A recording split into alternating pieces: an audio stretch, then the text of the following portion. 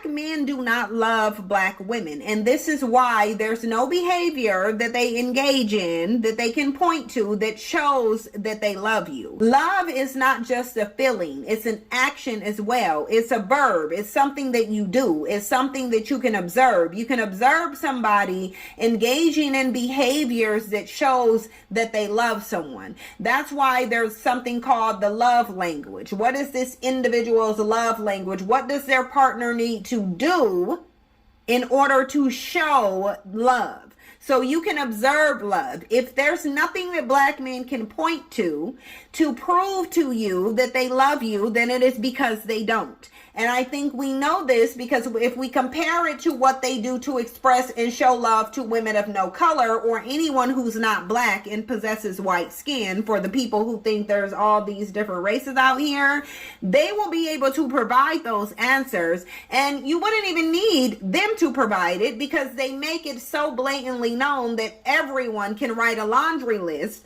on the ways in which black men show and express their love and so-called preference for women of no color, when in reality what black men have is not a preference. When you say I'm excluding one and only interested in the other, that is not a preference. Preferences are not exclusionary. Preference means there's two things that you like, i.e. keyword, you like both of them, but one of them you like more than the other. So black men do not have a preference. What they have is self-hatred. What they have is anti-blackness. What they have is a disdain for the womb they came from, and they view somebody else's womb, the womb that also give birth to the men that they're constantly complaining about. They see more value in that than you. They do not have a preference, but I digress.